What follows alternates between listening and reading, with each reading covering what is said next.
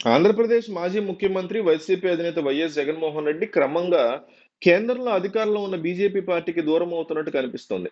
గత 10 ఏళ్లుగా YS Jaganmohan Reddy BJP పార్టీతో సఖ్యతగానే ఉన్నారు. నేరుగా మద్దతు ఇవ్వకపోయినా పరోక్షంగా అనేక బిల్లులకు వైసీపీ మద్దతు ఇచ్చింది. ప్రధానంగా రాజ్యసభలో వైసీపీ బీజేపీకి అండగా ఉండడంతో అనేక బిల్లులు గట్టెక్కాయి. అనేక సందర్భాల్లో బీజేపీ చెప్పినట్లే జగన్ నడుచుకున్నారన్న కామెంట్లు వినిపించాయి. ఎందుకంటే 10 ఏళ్ల పాటు కేంద్రంలో అధికారంలో ఉన్న బీజేపీని తాను ప్రతిపక్షంలో ఉన్నా అధికారంలో ఉన్నా ఆయన పెద్దగా వ్యతిరేకించలేదు. ప్రతి అంశాన్ని కూడా జగన్ బలపరిచి పరోక్షంగా కమలం ప్రభుత్వానికి మద్దతు పలికేవారు. ఆంధ్రప్రదేశ్‌లో ఏ పార్టీ గెలిచినా బీజేపీకి అనుకూలంగానే ఉంటుందన్న భావన కలిగించారు. ఇటు టీడీపీ, అటు జనసేన, వైసీపీ మద్దతు నేరుగా పరోక్షంగానూ ఇస్తూ ఉండడం గత దశాబ్ద కాలం నుంచి నడుస్తోంది. అయితే మొన్నటి ఎన్నికల్లో టీడీపీ, జనసేన, బీజేపీ కూటమి గట్టాయి. బీజేపీ అధికారంలో ఉన్నందునే ఈవీఎంను ట్యాంపరింగ్ చేయగలిగారని, అందుకే కేవలం వైసీపీకి 11 స్థానాలు మాత్రమే వచ్చాయని వైఎస్ జగన్ కుండబద్దలు కొట్టేశారు.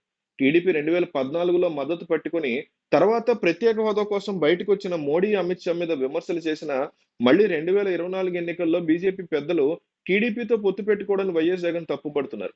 అయితే 2024 ఎన్నికల్లో వైసీపీ ఓడిపోయిన నాటి నుంచి కొంత బీజేపీ మీద వ్యతిరేకత వ్యక్తం చేస్తున్నారు. వైఎస్ జగన్ నేరుగా విమర్శలు చేయకపోయినా కొన్ని అంశాల్లో విభేదించాలని వైఎస్ జగన్ నిర్ణయానికి వచ్చినట్టు తెలిసింది. మరోవైపు తమ పార్టీకి చెందిన రాజ్యసభ సభ్యులు కూడా తమ పార్టీకి కలుపుకోవడానికి బీజేపీ ప్రయత్నిస్తున్నందున అనుమానాలని జగన్ వ్యక్తం చేస్తున్నారు.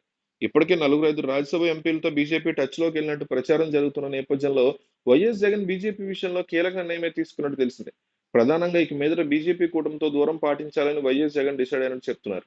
అందులో భాగంగానే లోక్సభలో వక్ఫ్ సవరణ బిల్లును వైసీపీ వ్యతిరేకించింది.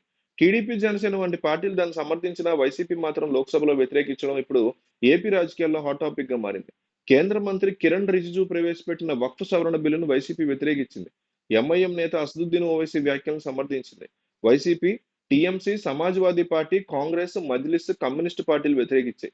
దీంతోనూ రాష్ట్రంలో కమ్యూనిస్టులను కలుపుకుని అధికార పార్టీ మీద జగన్ పోరాటం చేయాలనే వైఎస్ జగన్ భావిస్తున్నట్టు తెలుస్తోంది. అందుకోసమే తొలుగు అడుగు పడిందని, రానున్న కాలంలో ప్రజా వ్యతిరేకత బిల్లులను వ్యతిరేకించడానికి జగన్ సిద్ధంగా ఉన్నారనే సంకేతాలను ఇండియా కూటమి కూడా పంపగలిగారు. దేశవ్యాప్తంగా తనకి మద్దతు కావాలంటే బీజేపీని వదిలించుకోవడానికి ఆయన సిద్ధమైనట్టు సమాచారం.